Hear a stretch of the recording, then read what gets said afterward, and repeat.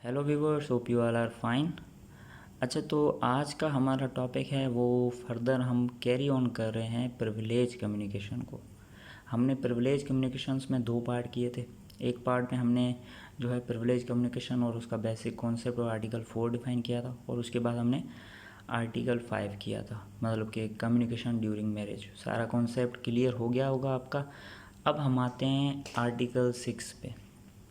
अच्छा देखिए, यहाँ से लेकर आर्टिकल 6 से 15 तक अब जो है इम्पोर्टेंट है, इंटरेस्टिंग है, और काफ़ी जो सेक्शंस हैं वो इजी है, जिसमें से evidence as to affairs of the state और 15 जो है वो आपको बहुत अच्छे तरीके से समझना है, क्योंकि ये इम्पोर्टेंट है। बीच वाले बहुत आसान है, वो समझना आसान है, इस वजह से मैं आपको कहूँगा कि एज ए इम्पोर्टेंट वो नहीं है, बट वो भी है तो इम्पोर्टेंट। अब देखें, evidence as to affairs of the state है क्या? स्टेट के वो अनपब्लिश्ड डॉक्यूमेंट जो स्टेट प्रिविलेज जिन पे क्लेम करती हैं वो कोई बंदा डिस्क्लोज़ नहीं कर सकता। डिस्क्लोज़ मतलब उन्हें जो है ड्राइव नहीं कर सकता, सीक नहीं कर सकता। एक बंदा कहे कि ये अनपब्लिश रिकॉर्ड हैं स्टेट अफेयर से रिलेटेड, उन्हें जो वो सीक करना चाहे, कोर्ट में कहे कि ये डॉक्यूमेंट जो है नेसेसरी है, या कोर्ट कहे कि ये डॉक्यूमेंट आपको प्रोड्यूस करने हैं, तो ये नहीं हो सकता, क्योंकि उन पे प्रिविलेज हासिल होती है। अब ये कब हो सकता है? अब ये तब हो सकता है जब उस डिपार्टमेंट का हेड जो है वो परमिशन दे दे कि हाँ, you can produce those documents as evidence. तो privilege is recording to those unpublished official records which are related to any affairs of the state. ऐसे अनपब्लिश्ड रिकॉर्ड्स हैं, डॉक्यूमेंट्स हैं जो स्टेट अफेयर्स से रिलेटेड हैं।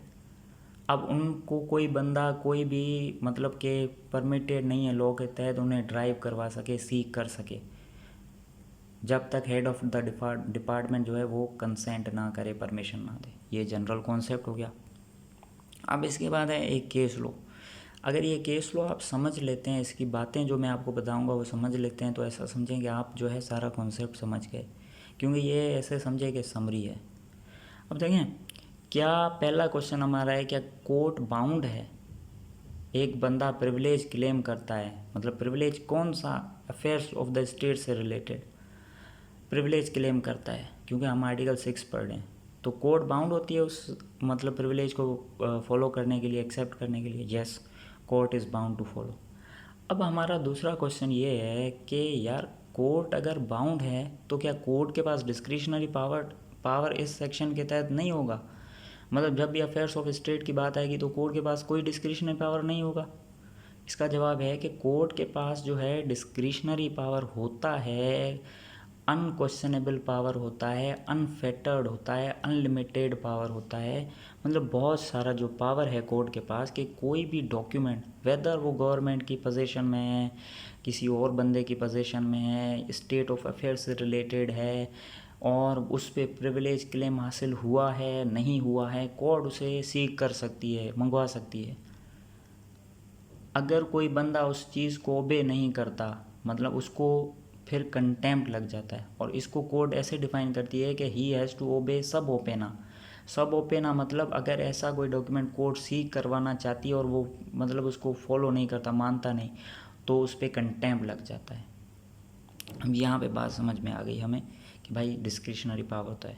अब दूसरा मतलब बात हमारी ये है कि भाई चलो, एक बंदे ने प्रिविलेज क्लेम हासिल कर लिया, वो कह रहा है कि भाई डॉक्यूमेंट की इंस्पेक्शन नहीं हो सकती, तो फिर कोर्ट क्या करेगी?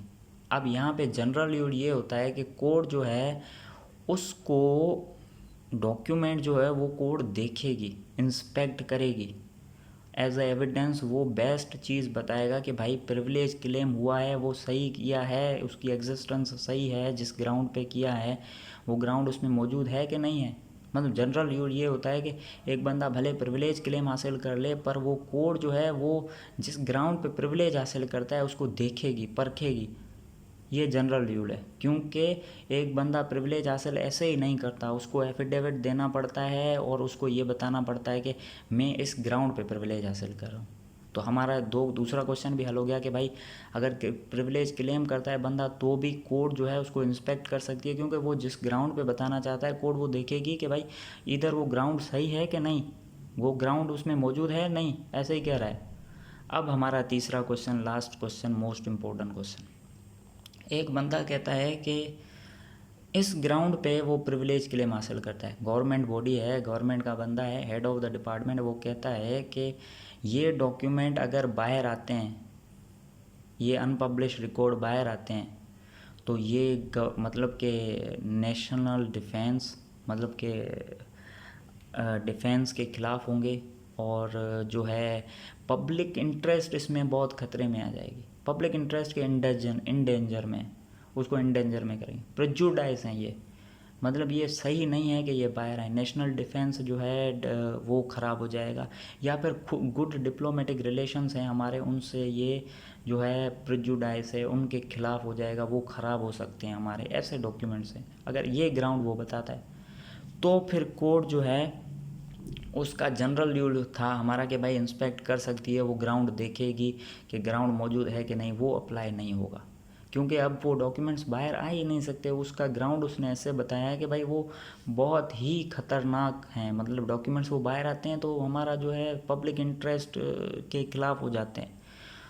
फिर जब तक वो डॉक्यूमेंट जो है उनका जो प्रिविलेज क्लेम हुआ है वो वैलिडेट नहीं होते, वैलिडिटी उनकी डिटरमाइन नहीं होती, तो कोर्ट उन्हें कुछ नहीं कर सकती, अपोजिट पार्टी को भी शो नहीं कर सकती, क्योंकि जनरल रूल ख़त्म हो जाता है। ये हमारा था सारा आर्टिकल 6। अब देखें आर्टिकल 6 जो है वो बहुत इंपॉर्टेंट इस वजह से है कि अफेयर्स ऑफ द स्टेट को भाई इधर कोर्ट कर सकती है, जैसे मैंने क्वेश्चंस में आपको बताया, अगर वैसे आप समझते हैं तो आई थिंक कि आपको सारा समझ में आ गया होगा। अब आर्टिकल 7 जो है वो इससे थोड़ा बहुत रिलेटेड है, ऑलमोस्ट सेम है, थोड़ा फ़र्क है। आर्टिकल 7 में कहता है कि गवर्नमेंटल जो बॉडीज़ होती हैं या स्टेचुअरी बॉडीज़ होती हैं या इंडस्ट्रियल या कमर्शियल एक्टिविटीज़ जिन कंपनीज़ में चलती हैं, उनसे उनके रिगार्डिंग जो कम्युनिकेशंस होती है, मतलब ऐसे कम्युनिकेशन जिसमें इंडस्ट्रियल या कमर्शियल एक्टिविटीज़ हो रही हों, अब उनके दौरान जो है वो प्रोविंशियल गवर्नमेंट उसमें डायरेक्टली या इनडायरेक्टली इन्वॉल्व होती है, गवर्नमेंट का कंट्रोल होता है। तो अब एक पब्लिक ऑफिसर को कोई इन्फॉर्मेशन इन कॉन्फिडेंस बताई गई है, मतलब कॉन्फिडेंस में बताई गई है, तो कोई बंदा जो है उसको मतलब उसको फोर्सफुली डिस्क्लोजर से मतलब फोर्स नहीं कर सकता। ऑफिशियल कॉन्फिडेंस में किसी पब्लिक ऑफिसर को कोई इन्फॉर्मेशन बताई जाती है, इन्फॉर्मेशन किससे रिगार्डेड, ये जो हमारी एक्टिविटीज़ होती हैं इंडस्ट्रियल या कमर्शियल एक्टिविटीज़ से रिलेटेड, तो वो कोई बंदा जो है उसे डिस्क्लोज़ नहीं करवा सकता फोर्सफुली। और ये उस बंदे पब्लिक ऑफिसर के पास पावर है, डिस्क्रिशनरी पावर है कि वो डिसाइड करे कि भाई ये जो है पब्लिक इंटरेस्ट के इंफॉर्मेशन खिलाफ है, बाहर नहीं आ सकती, मैं डॉक्यूमेंट देना चाहता हूँ, रिफ्यूज़ करना चाहता हूँ, क्या करना चाहता हूँ, ये उसके पास है। कोर्ट के पास कोई डिस्क्रिशनरी पावर नहीं है, कोर्ट ये डिसाइड नहीं कर सकती कि भाई वो जो है पब्लिक इंटरेस्ट जो है उसको सफ़र करेंगे या नहीं करेंगे, बेसिकली ये बात है। अब देखें यहाँ पे थोड़ा सा फ़र्क समझ लें कि 7 और 6 में फ़र्क क्या है। 6 में हमने बात की थी अनपब्लिश रिकॉर्ड की, जो पब्लिश नहीं हुए, बाहर आएंगे तो जो है नेशनल डिफेंस को या डिप्लोमेटिक रिलेशंस को ख़राब कर सकते हैं। आर्टिकल 7 बात करता है communication made in official confidence. Official confidence में पब्लिक ऑफिसर को जो बात कही जाती है वो, जैसे कि कुछ चीज़ों के रेट्स जो होते हैं हमारे यहाँ, उनकी जो है इंफॉर्मेशन भी आउट नहीं कर सकते, कोई फोर्सफुली नहीं करवा सकता, वो ऑफिशियली जो है डिसाइड होते हैं।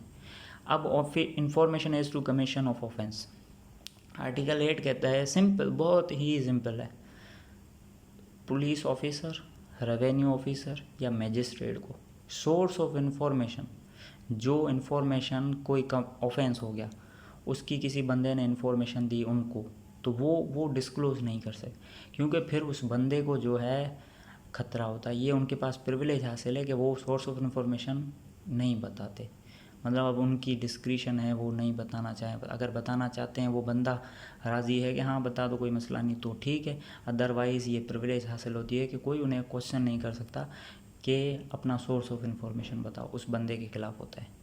अब है प्रोफेशनल कम्युनिकेशन, बहुत ही आसान सेक्शन है, 9 से 12 से लेकर 9 to 12 है। ये देखें, ये हैं प्रोफेशनल कम्युनिकेशंस, ये हैं कि प्रोफेशन में जो कम्युनिकेशंस होती हैं, जैसे वकील और क्लाइंट के बीच में, अब वकील क्लाइंट की इन्फॉर्मेशन लीक नहीं कर सकता, क्लाइंट वकील की इन्फॉर्मेशन बाहर नहीं लेके आ सकता, ये प्रिविलेज हासिल होती है। अब ये जो है अप्लाई किस पे होता है, ये चीज़ें अप्लाई होती हैं ऑफेंस ऑलरेडी कमिटेड, देखें, एक जुर्म हो गया तो क्लाइंट वकील के पास आया, अब उसने उसको बताया कि ये मसला हुआ है, तो अब वो जो मसला बताएगा वो उसको वो इन्फॉर्मेशन प्रिविलेज कम्युनिकेशन में आ गई, वो डिस्क्लोज़ नहीं कर सकता वकील, ना ही उसे फोर्स किया जा सकता है कि डिस्क्लोज़ करो। और जो वो उसे बताता है, हल वगैरह ऐसी चीज़ें बताता है कि हम ये जो है ट्रिक और टेक्निक यूज़ करेंगे, वो भी जो है आउट नहीं कर सकता क्लाइंट। पर एक बंदा जो है आता है, कहता है कि मैं आया हूँ, मैं ये जुर्म करूँगा, तुम्हें मेरा केस लड़ना है, या मैं फोर्ज प्रॉपर्टी लेके आया हूँ, बाद में तुम्हें मेरा क्लेम जो है वैलिडेट करना है, सूट फाइल करना है।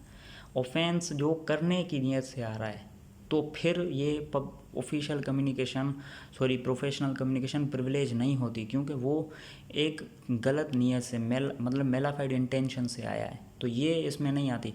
ऑफेंस ऑलरेडी कमिटेड में जो है एक ऑफेंस हो गया, फिर क्लाइंट उसके पास आता है, वकील के पास बताया था कि ये चीज़ें हो गई, तो जो कम्युनिकेशन होती है वो प्रिविलेज आती है। एक बंदा क्राइम करने के ही नीयत से आया है, उसके बाद कह रहा है कि मैं ये क्राइम करूँगा, फिर जो है आप मेरा केस लड़ना, तो ये कम्युनिकेशन प्रिविलेज नहीं है।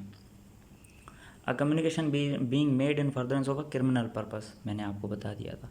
अब देखें, यहाँ पे कहता है कि ये जो चीज़ें हैं, जैसे कि वकील और क्लाइंट वाली जो बातें हैं, प्रोफेशनल कम्युनिकेशन प्रिविलेज हैं, ये उसके क्लर्क, इंटरप्रीटर्स या सर्वेंट जो होते हैं एडवोकेट के, उनके ऊपर भी अप्लाई होती है।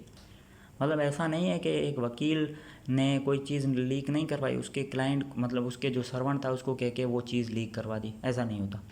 उन पे भी अप्लाई होती है। इंटरप्रीटर होते हैं, उन पे भी अप्लाई होती है। क्लर्क होते हैं, उन पे भी अप्लाई होती है। According to article 11, privilege belongs to the client and therefore we alone can waive it.